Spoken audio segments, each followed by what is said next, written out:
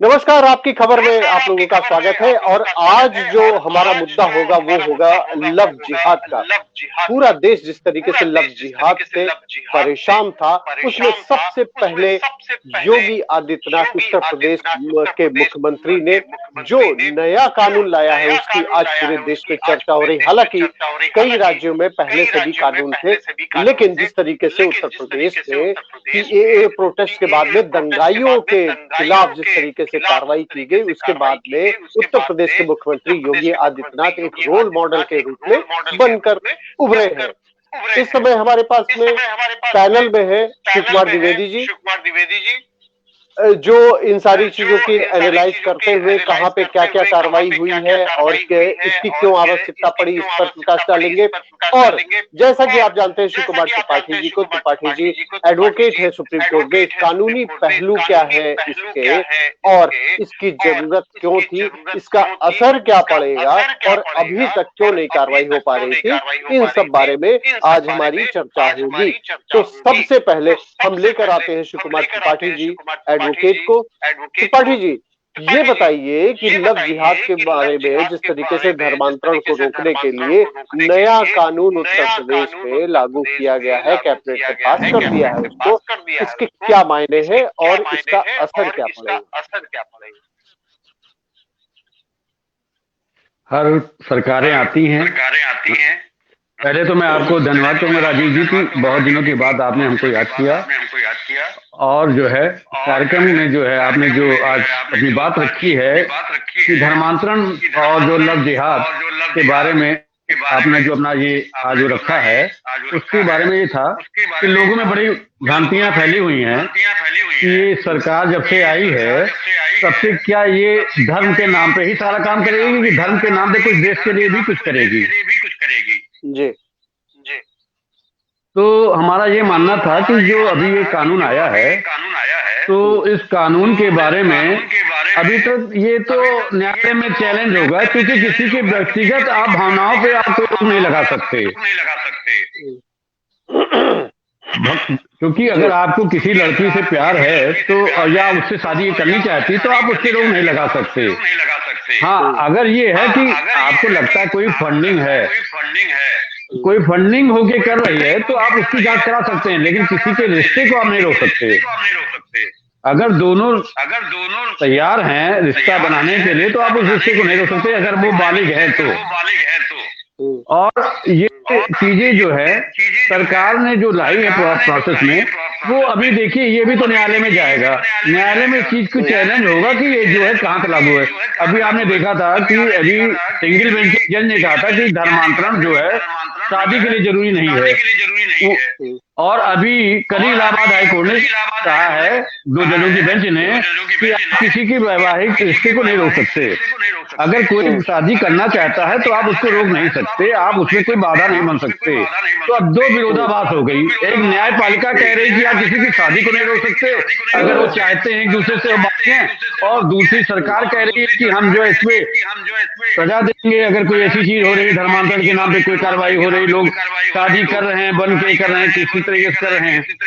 तो इस पे तो देखिए सबसे माहौल जो है जी जी देखिए, मैं एक चीज ये कहना चाहूंगा कि इसमें जो सबसे बड़ी बात ये है कि अगर रहमान अपनी पहचान छुपा के राहुल बन के किसी से शादी कर रहा है, आपत्ति उस पर होती है।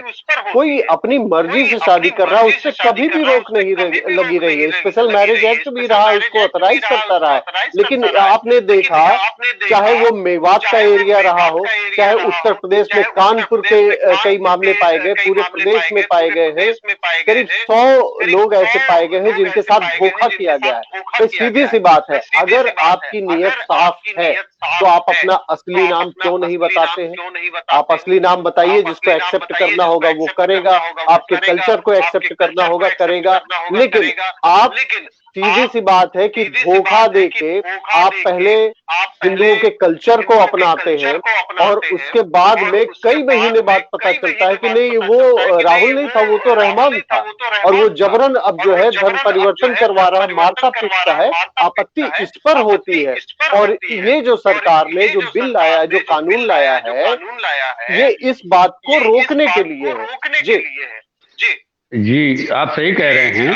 अगर कोई भी चीज अगर आप चोरी छिपे करेंगे तो वो तो चीटिंग फ्रॉड वो तो आएगा ही। वो तो वैसे भी आईपीसी में दिया हुआ है कि कोई चीज अगर करता है उसके लिए कोई कानून की जरूरत नहीं है, कानून तो अलग ही पहले है। ये तो मामला वो व्यक्ति उठाएगी ना जिसके साथ ये घटना हुई है ना, तो उसके लिए तो आईपीसी में बहुत तो अधिकार दिया गया है। नहीं, आईपीसी में बहुत चीज है, उसमें धर्मांतरण की बात नहीं है। धर्मांतरण तो वैसे भी ऐसा।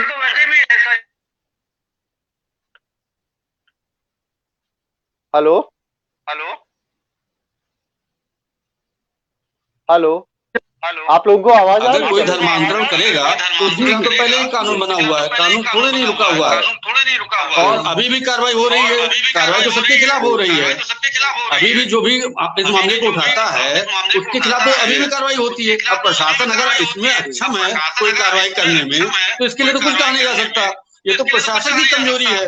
पहली बात तो ये ऐसी चीजें फलती फूलती क्यों है? जिस एरिया में हो रहा है वहाँ के या तो कर्मचारी पुलिस अधिकारी जो भी हैं वो निष्क्रिय काम नहीं कर रहे हैं, उनका अपना प्रशासनिक दबाव नहीं, उसकी अगले की हिम्मत कैसे बढ़ती नाम बदल के करने की? कहीं ना कहीं कानून का डर वहाँ पे नहीं है। अगर कानून का डर पहले से नहीं है तो आदमी कोई करेगा।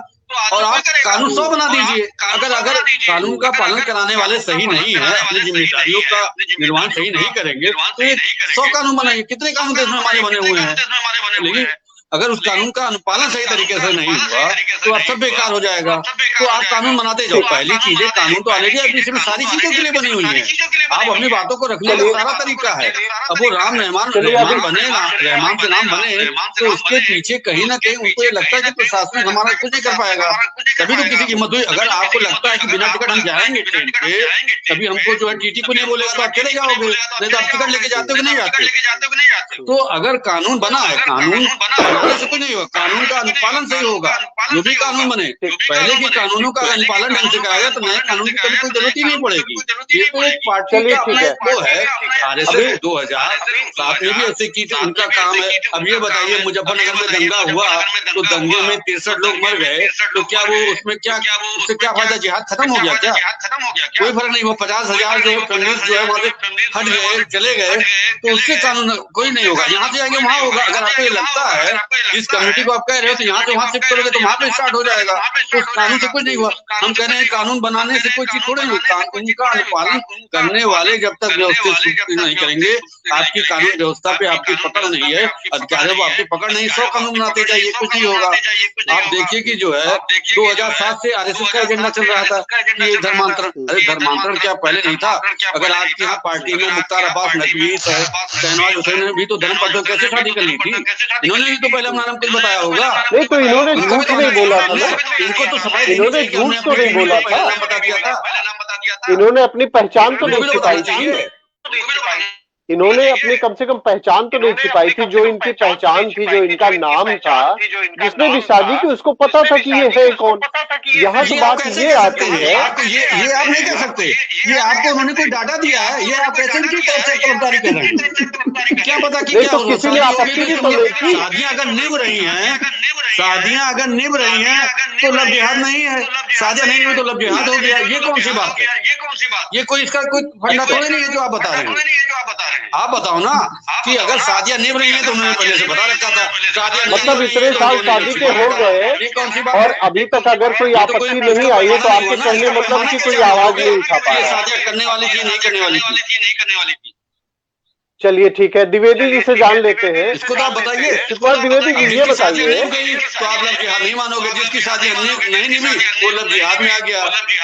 त्रिपाठी जी का कहना ये है कि कुछ भी नया नहीं है। अच्छा, हमारी जो से ये हो रहा था, जो शादी कर लेता है वो लव जिहाद नहीं है, जो गैर पार्टी का कर लेता है वो लव जिहाद का है। हम तो इस चीज को समझ नहीं पा रहे हैं। ये कैसे समझेंगे? क्या ये जो है मुख्तार अब्बास नकवी, ठीक है द्विवेदी जी की बात तो सुनिए। हमारी जो शादी हुई थी हमने बिना छिपा की थी।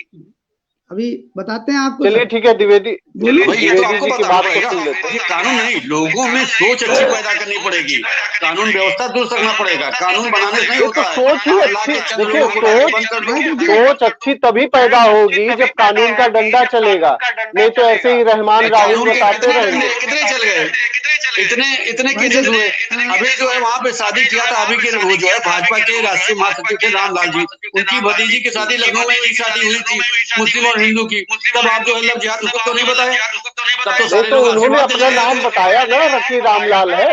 नहीं बताया, वो तो बाद में सभी बताते हैं शादी होने के बाद। ये मामला तुरंत कहाँ खुलता है, जब शादी होने का 3-4 साल बाद जब दोनों में डिस्प्यूट पैदा होता है, तब होता है कि इन्होंने रहमान बता के शादी करनी थी। ये क्या प्रूफ था, उसने रहमान बताया था, उसने नहीं बताया था। एक मिनट अब मैं आना चाहता हूँ। चलिए ठीक है, द्विवेदी जी की बात, द्विवेदी जी की बात सुन लीजिए, वो भी क्या बताना चाहते हैं।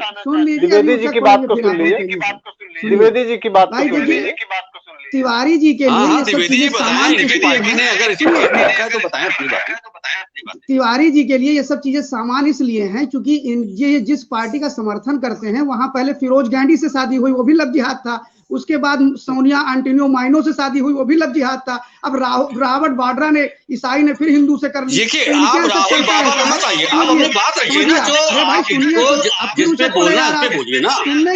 देखिए वहाँ जो है द्विवेदी जी वहाँ ये लागू नहीं होता है क्योंकि उन दोनों को पता था कि किस धर्म के हैं ये, बात को छिपाया नहीं गया। छिछली राजनीति कर रहे हैं, छिछली बातें कर रहे हैं, वो बता रहा हूँ, ठीक है। और इनको इसलिए बुरा नहीं लगेगा क्योंकि कांग्रेस पार्टी 1954 में धर्मांतरण को लीगलाइज करना चाहती थी और सदन में इस तरह का प्रस्ताव लेकर के आई थी कि लोग धर्मांतरण करें।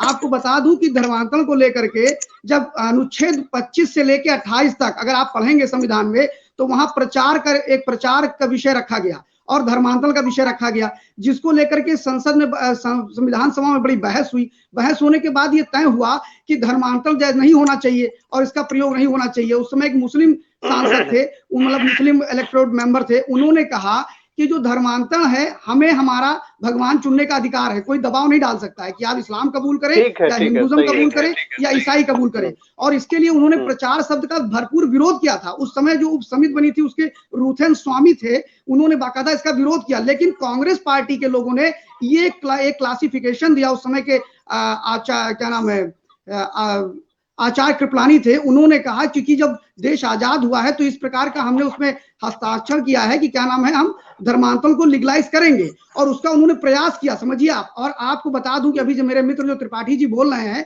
मैं उनकी जानकारी के लिए डाल दूं कि ना तो भारत के अंदर ऐसा कोई संवैधानिक अधिकार है कि आप धर्मांतरण करें और ना ही ऐसा कोई संवैधानिक अधिकार है कि धर्मांतरण नहीं करें। यानी दोनों ही स्थितियों में सम स्थिति है। यहाँ पर आप किसी चीज को नहीं कर सकते। आप कह रहे कानून पहले से ही, कोई कानून नहीं है। दूसरी चीज, इस चीज को लेकर के अरे भाई मेरी बात सुन लीजिए फिर बताइएगा, मेरी बात सुनिए फिर बताइए। 1968 में 1968 में आज देश की धर्मांतरण को लेकर के पूरे देश में सिर्फ 5 ही राज्य हैं जहां कानून है। उनमें 68 में मेरे ख्याल से कांग्रेस की सरकार रही होगी मध्य प्रदेश के अंदर, उड़ीसा में कांग्रेस की सरकार रही होगी। इन सरकारों ने मिलकर के 1968 में अपने यहाँ धर्मांतरण विरोधी कानून लागू किया। और अभी हमारे मित्र कह रहे थे अभी तो चैलेंज होगा सुप्रीम कोर्ट में। क्यों त्रिपाठी जी?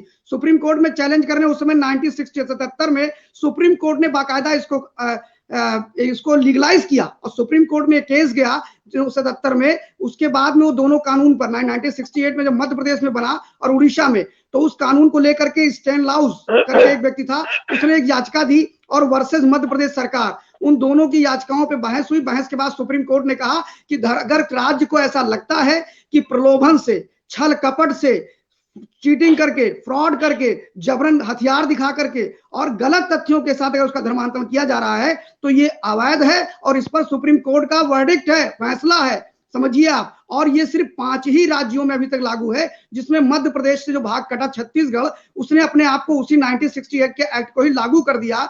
उसके बाद हिमाचल प्रदेश है, फिर आपका गुजरात है और उड़ीसा है और मध्य प्रदेश।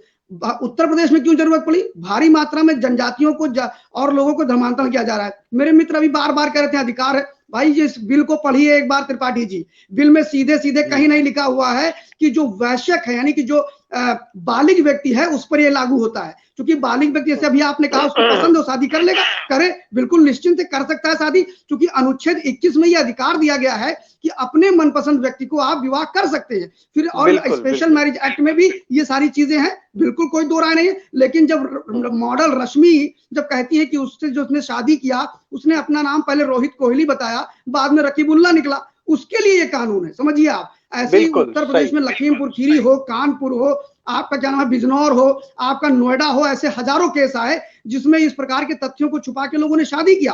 कलेवा बांधने का क्रम चालू हुआ और ये व्यापक पैमाने पर चल रहा है। हमने कभी ये विरोध नहीं किया। और आपको बताऊं, ये धर्मांतरण का मुद्दा देश की आजादी से पहले कोई माने नहीं रखता था, क्योंकि तब जब जो सरकारें थी राजू जी, चाहे वो मुगलों का शासन रहा हो तो वहां भी धर्मांतरण करना एक तरह से कानूनी अधिकार था उनके राज्य में। जब अंग्रेज आए तो ईसाइयों में कन्वर्जन करना उनका अधिकार था। तो ये तब तक कोई मुद्दा नहीं था। देश की आजादी के बाद ये मुद्दा बना कि अब इस पे कानून लगना चाहिए, क्योंकि उस समय हथियारों के बल पर, प्रलोभन के बल पर गोवा स्वतंत्रता संग्राम जो हुआ था उसमें बता दूं आपको कि भारी मात्रा में ईसाई बनाए गए हिंदू, और वो भी देश की आजादी के बाद। और उसी समय देश के लोगों में जागरूकता आई कि नहीं साहब, इसके लिए कोई कानून होना चाहिए। ये दुर्भाग्य है इस देश का कि आजादी के 70-72 वर्षों के बाद भी आज केंद्रीय कानून कोई नहीं बन पाया है। राज्य अपने अनुसार कानून को लागू कर रहे हैं, ये दुर्भाग्य। और मैं बताना चाहूंगा अपने मित्र शिव कुमार त्रिपाठी जी को कि महोदय, राजस्थान की सरकार भी 2008 में बिल ला रही थी और आज तक वो बिल लटका हुआ है। उसमें प्रतिभा देवी पाटिल जी को उसमें सिग्नेचर करना था, उन्होंने नहीं किया। मैं पूछता हूं, ये सिर्फ भाजपा की चिंता नहीं है, ये संघ की चिंता नहीं है, ये समस्त हिंदुओं की चिंता है। और जो भी राज्य में अपने आप को राज्य का नेतृत्व करता है उसकी चिंता बाखूबी ये चिंता आती है। तो कृपया इसको जो अभी आप, और एक चीज और बताना चाहूंगा, इस बिल में जो उत्तर प्रदेश सरकार ने किया है उसने सीधे कहा है कि नाबालिग, जनजाति महिला और अनुसूचित जनजाति की महिला के साथ अगर प्रलोभन के आधार पर इस प्रकार का कार्य किया जाएगा तो उसका विरोध करेंगे। और अभी आपको बताऊं, हिमाचल प्रदेश में जब 2006 में कानून लागू किया गया, जल्दी लेटेस्ट हिमाचल प्रदेश में हुआ है, तो 2006 में लागू करने के बाद जो अनुसूचित जाति के लोग और ईसाई मिशनरी साथ साथ गए थे। मैं पूछता हूं, आखिर इन सब मामलों पर जो पिटीशन दाखिल होती है, जो सुप्रीम कोर्ट में याचिकाएं पड़ती हैं, वो याचिका डालने वाले कट्टरपंथी संगठन या एनजीओ के लोग क्यों होते हैं? उन्हें इतनी पीड़ा क्यों होती है जब ऐसी कोई कानून बनता है? क्योंकि वो इस काम में गलत मंशा के साथ लगे हुए हैं, गलत तरह से लोगों को फंसा रहे हैं। अब चूंकि तलवार तो उस तरह चला नहीं सकते हैं कि रातों रात आपके घर पे पहुंच जाए और आपकी गर्दन पे तलवार रख दे।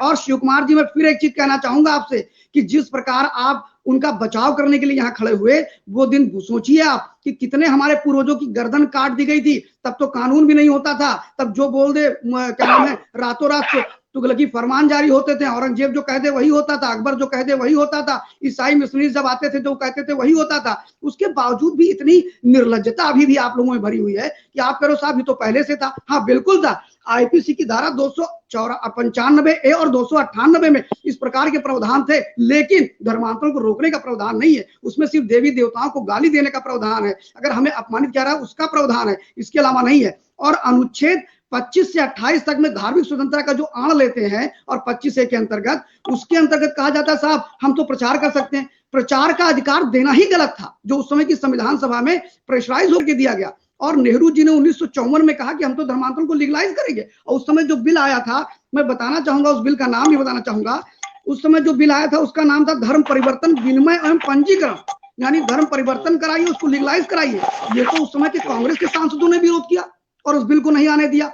तो मेरा ये कहना है कि बार बार ये कहना कि साहब धर्मांतरण का पहले से नियम, ऐसा कुछ नहीं था। और मैं उत्तर प्रदेश सरकार को बधाई दूंगा, बारंबार बधाई दूंगा कि जो हमारे जनजाति हैं, जो हमारे आदिवासी हैं और जो हमारी बहनें हैं, हमारी बेटियां हैं, जिनको प्रलोभन दिया जाता है, हाथों में कलावा बांधा जाता है, तिलक भी लगाया जाता है और उसके बाद में उन्हें अलग अलग के नाम बताए जाते हैं, फंसाया जाता है। और इसमें एक मतलब बहुत बड़ा काम है। अब ये उत्तर प्रदेश छठा राज्य ऐसा हुआ है। और अभी बता दूं कि जिस राज्य में ये सहभागी है वो राज्य झारखंड, वहां पर भी अभी एक मामला आया है, आपको बता दूं। उस मामले को देखते हुए वो मामला सुप्रीम कोर्ट तक पहुंच गया। हाई कोर्ट ने भी उसमें जस्टिस हाई कोर्ट ने भी उसमें वो दे दिया है अपना वर्डिक्ट। और इसके बाद में वहां की जो इसमें शिबू सोरेन के पुत्र जो वहां पर राज कर रहे हैं और ये उसमें सहभागी हैं कांग्रेस पार्टी के लोग, वह भी बनाने जा रहे हैं धर्मांतरण को लेकर के कानून। तो इसका मतलब क्या है, माना जाए कि वो आरएसएस का एजेंडा है। क्या उसको आप आरएसएस का एजेंडा कहेंगे? उड़ीसा में तो आरएसएस उस समय नहीं थी, मध्य प्रदेश में तो आरएसएस उस समय नहीं थी, और महाराष्ट्र सरकार भी उसकी तरफ आगे बढ़ने जा रही है।